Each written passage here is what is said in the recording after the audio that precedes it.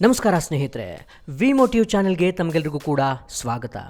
ಸ್ನೇಹಿತರೆ, ನಮ್ಮ ಆತ್ಮಸ್ಥೈರ್ಯದ ಮುಂದೆ ಸಾಲು ಸಾಲು ಸವಾಲುಗಳು ಹೇಗೆ ಸೋತು ಸುಣ್ಣವಾಗ್ತವೆ ಅನ್ನೋದನ್ನು ಇವತ್ತು ನಾನು ನಿಮಗೆ ಹೇಳ್ತಾ ಹೋಗ್ತೀನಿ.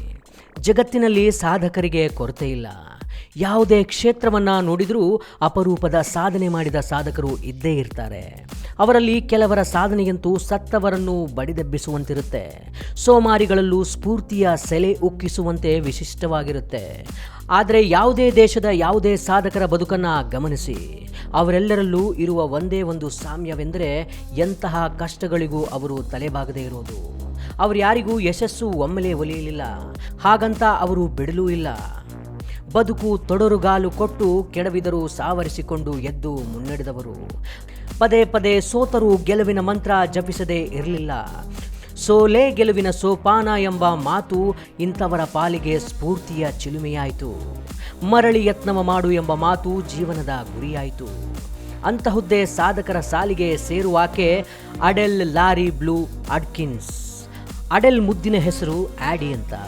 ಆಕೆ ಬರೆವ ಹಾಡುಗಳು ಜನರನ್ನು ಸಮೂಹಗೊಳಿಸುತ್ತೆ, ಮನಸ್ಸನ್ನು ಮೆಲ್ಲಗೆ ಸ್ಪರ್ಶಿಸುತ್ತೆ, ಭಾವುಕರನ್ನಾಗಿಸುತ್ತೆ.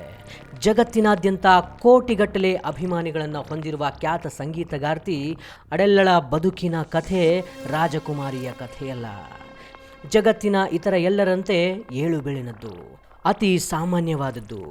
ನಮ್ಮಲ್ಲಿ ಬಹುತೇಕರು ದೂರುತ್ತಲೇ ಇರುವ ಸಂಕಷ್ಟಗಳಿಂದ ಕೂಡಿದ್ದು. ಆದರೆ ಅದನ್ನೆಲ್ಲ ಮೀರಿ ಕಷ್ಟಗಳ ಸರಮಾಲೆಯಲ್ಲಿ ಎಲ್ಲೋ ಕಳೆದು ಹೋಗಬಹುದಾಗಿದ್ದ ಹುಡುಗಿಯೊಬ್ಬಳು ಸಮಸ್ಯೆಗಳಿಗೆ ಸೆಡ್ಡು ಹೊಡೆದು ಜಗತ್ತಿನ ಮುಂಚೂಣಿಯ ಗಾಯಕಿಯಾಗಿ ಸೆಲೆಬ್ರಿಟಿಯಾಗಿರುವುದಿದೆಯಲ್ಲ, ಅದು ಮಾತ್ರ ಅತ್ಯಂತ ವಿಶಿಷ್ಟವಾದ್ದು. ನಿಜ ಹೇಳಬೇಕು ಅಂದರೆ ಅಸಾಮಾನ್ಯವಾದದ್ದು. ತನ್ನ ಅಪ್ಪಟ ಪ್ರತಿಭೆ ಮತ್ತು ಪರಿಶ್ರಮದಿಂದ ಇಡೀ ಜಗತ್ತೇ ಕಣ್ಣರಳಿಸಿ ನೋಡಿ ಮೂಗಿನ ಮೇಲೆ ಬೆರಳಿಡುವಂಥ ಸಾಧನೆ ಮಾಡಿದಾಕೆ ಅಡೆಲ್.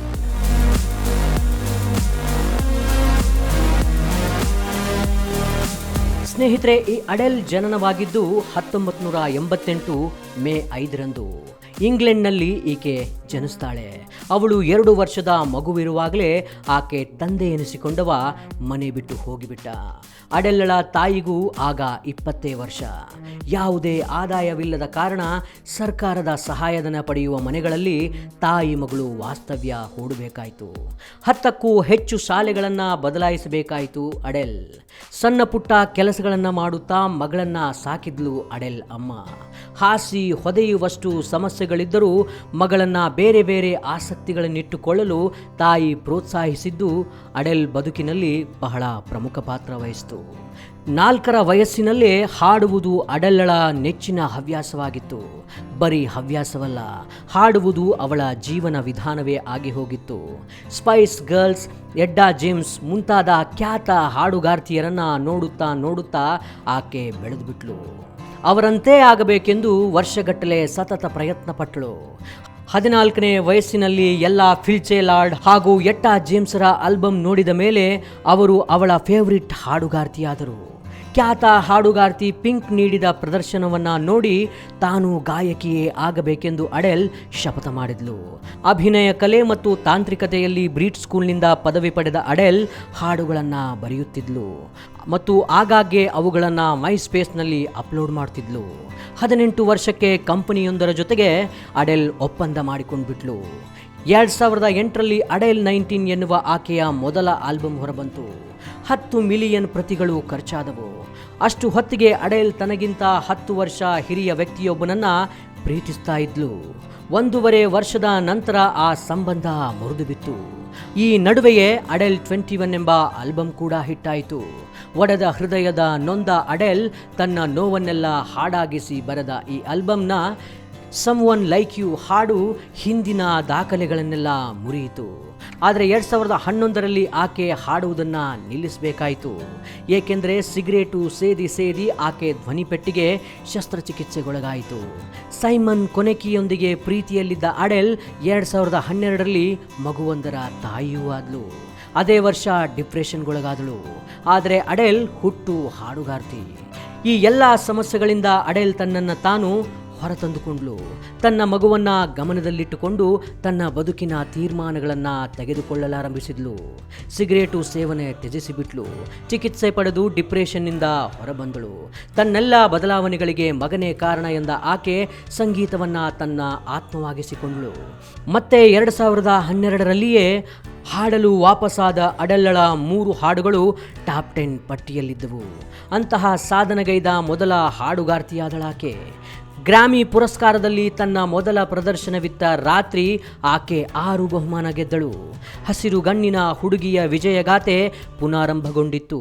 2010ರಲ್ಲಿ ಜೇಮ್ಸ್ ಬಾಂಡ್ ಸಿನಿಮಾಗೆ ಬರೆದು ಸಂಗೀತ ಸಂಯೋಜಿಸಿ ಹಾಡಿದ ಸ್ಕೈಫಾಲ್ ಹಾಡಿಗಾಗಿ ಅಕಾಡೆಮಿ ಅವಾರ್ಡ್ ಅಂದರೆ ಆಸ್ಕರ್ ಕೂಡ ಗೆದ್ದಳು. 2016ರಲ್ಲಿ ಪ್ರಿಯಕರ ಸೈಮನ್ ಕೊನೆಕಿಯೊಂದಿಗೆ ವಿವಾಹವೂ ಆಯಿತು. ಮೊದಲೇ ಹೇಳಿದಂತೆ ಅಡೆಲ್ಲಳ ಕಥೆ ರಾಜಕುಮಾರಿಯ ಕಥೆಯಲ್ಲ. ಎಲ್ಲರಂತೆ ಆಕೆಯು ಸಾಮಾನ್ಯ ಹುಡುಗಿ. ಅಡೆಲ್ಗೆ ಸ್ಟೇಜ್ ಫಿಯರ್ ಇತ್ತು. ಜನರೆದುರು ಹಾಡಲು ಆಕೆಗೆ ಭಯವಾಗ್ತಾ ಇತ್ತು. ಪ್ರದರ್ಶನ ನೀಡಬೇಕೆಂದಾಗ ಆತಂಕದಿಂದ ವಾಂತಿಯಾಗುವುದು, ತಲೆ ಸುತ್ತುವುದು ಆಗ್ತಾ ಇತ್ತು. ಅದನ್ನು ಮೀರಿ ನಿಂತು ಲಕ್ಷಾಂತರ ಜನರೆದುರು ಯಶಸ್ವಿಯಾಗಿ ಹಾಡುತ್ತಾ ಮಾಂತ್ರಿಕ ಲೋಕಕ್ಕೆ ಜನರನ್ನ ಕರೆದೊಯ್ಯುವ ಅಭೂತಪೂರ್ವ ಬೆಳವಣಿಗೆ ಆಕೆಯದ್ದಾಯಿತು. ಅದರ ಹಿಂದೆ ಅದೆಷ್ಟು ಶ್ರಮ ಇರಬಹುದು. ಮನಸ್ಸಿನೊಳಗಿನ ಭಯದ ಭೂತವನ್ನ ಕಿತ್ತೊಗೆದು ಧೈರ್ಯಶಾಲಿಯಾದ ಹುಡುಗಿ ಅಡೆಲ್. ನಾನು ಪ್ರತಿಯೊಬ್ಬರಲ್ಲೂ ಅವರನ್ನೇ ನೆನಪಿಸುತ್ತೇನೆ. ನಾನು ಪೂರ್ಣಳಲ್ಲದಿರುವುದರಿಂದ ಬೇರೆಯವರ ಜೊತೆ ಹೋಲಿಸಿಕೊಳ್ಳುತ್ತೇನೆ. ಏಕೆಂದರೆ ಬಹಳ ಮಂದಿ ತಾರೆಯರನ್ನ ಪರಿಪೂರ್ಣರು ಸಾಮಾನ್ಯರಿಗೆ ತಲುಪಲಾಗದವರು ಎಂಬಂತೆ ಚಿತ್ರಿಸುತ್ತಾರೆ. ಅದನ್ನು ನಾನು ಇಷ್ಟಪಡೋದಿಲ್ಲ ಅನ್ನುತ್ತಾಳೆ ಅಡೆಲ್. ಅದು ಅಲ್ಲದೆ ಆಕೆಯದ್ದು 0 ಫಿಗರ್ ಅಲ್ಲ. ಮಾಧ್ಯಮಗಳು ತೂಕ ಕಡಿಮೆ ಮಾಡಿಕೊಳ್ಳುವಂತೆ ಸತತ ಒತ್ತಡ ಹಾಕಿದರೂ 0 ಫಿಗರ್ನ ಸ್ಟೀರಿಯೋ ಟೈಪ್ಗೆ ಆಕೆ ತಲೆಬಾಗಲಿಲ್ಲ. ಹೊರಗಿನ ಸೌಂದರ್ಯಕ್ಕಿಂತ ಆಂತರಿಕ ಸೌಂದರ್ಯ ಪ್ರಮುಖವೆಂದು ಅವಳ ನಂಬಿಕೆ. ಸಂಗೀತವಿರುವುದು ಕಿವಿಗಳಿಗೆ ಹೊರತು ಕಣ್ಣುಗಳಿಗಲ್ಲ ಎನ್ನುವುದು ಆಕೆಯ ನಂಬಿಕೆಯಾಗಿತ್ತು. ತಾನು ನೋಡುವುದಕ್ಕೆ ಹೇಗೆ ಕಾಣುತ್ತಿದ್ದೇನೆಂಬುದಕ್ಕೆ ಗಮನ ಕೊಡುವ ಬದಲು ತನ್ನ ಹಾಡು ಹೇಗೆ ಕೇಳಲ್ಪಡುತ್ತದೆ ಎಂಬುದರ ಮೇಲೆ ಆಕೆ ಹೆಚ್ಚಿನ ಗಮನ ಕೊಟ್ಟಳು. ಈಗಿನ್ನು 40 ವರ್ಷದ ಅಡೆಲ್ ಆಗಲೇ 15 ಗ್ರಾಮಿ ಪುರಸ್ಕಾರಗಳನ್ನು ಮುಡಿಗೇರಿಸಿಕೊಂಡಿದ್ದಾಳೆ. ಆಕೆಯ 100 ಮಿಲಿಯನ್ ಹಾಡಿನ ರೆಕಾರ್ಡ್ಗಳು ಮಾರಾಟವಾಗಿವೆ. ದಕ್ಷಿಣ ಕೊರಿಯಾದ PSY ಹಾಡಿದ ಗಂಗ್ನಮ್ ಸ್ಟೈಲ್ ಹಾಡನ್ನು 159 ದಿನಗಳಲ್ಲಿ ಯೂಟ್ಯೂಬ್ನಲ್ಲಿ 1 ಬಿಲಿಯನ್ ಅಂದರೆ 100 ಕೋಟಿ ಜನ ವೀಕ್ಷಿಸಿದ್ರು. ಆದರೆ ಅಡೆಲ್ಲಳ ಹ್ಯಾಲೋ ಹಾಡನ್ನು ಕೇವಲ 88 ದಿನಗಳಲ್ಲಿ 100 ಕೋಟಿ ಜನ ವೀಕ್ಷಿಸಿದ್ರು. ಇದುವರೆಗೆ ಆ ಹಾಡನ್ನು 320 ಕೋಟಿಗೂ ಹೆಚ್ಚು ಜನ ವೀಕ್ಷಿಸಿದ್ದಾರೆ. ಹೀಗೆ ತನ್ನ ಆಲ್ಬಮ್ಗಳು ಯೂಟ್ಯೂಬ್ನಲ್ಲಿ ಮಾರಾಟದಲ್ಲಿ ಜನಪ್ರಿಯತೆಯಲ್ಲಿ ಸತತವಾಗಿ ಮುಂಚೂಣಿಯಲ್ಲಿದ್ದುದಕ್ಕೆ 3 ಸಲ ಗಿನ್ನಿಸ್ ಬುಕ್ನಲ್ಲಿ ತನ್ನ ಹೆಸರನ್ನು ದಾಖಲಿಸಿಕೊಂಡಿದ್ದಾಳೆ. 2 ಸಲ ಪ್ರತಿಷ್ಠಿತ ಟೈಮ್ ಮ್ಯಾಗಜಿನ್ನ ಬಹು ಪ್ರಭಾವಿ ವ್ಯಕ್ತಿಯಾಗಿ ಆಯ್ಕೆಯಾಗಿದ್ದಾಳೆ. ಸಂಗೀತ ಕ್ಷೇತ್ರದಲ್ಲಿ ಅದ್ಭುತ ಸಾಧನೆಗಾಗಿ ಆಕೆ ಇಂಗ್ಲೆಂಡ್ ಸರ್ಕಾರದಿಂದ order of the British empire ಬಿರುದು ಗಿಟ್ಟಿಸಿಕೊಂಡಿದ್ದಾಳೆ. ಅಡೆಲ್ ಮಹಿಳೆಯರ ಹಕ್ಕು ಮತ್ತು ಸಮಾನತೆಗಾಗಿಯೂ ಧ್ವನಿ ಎತ್ತುವಾಕೆ.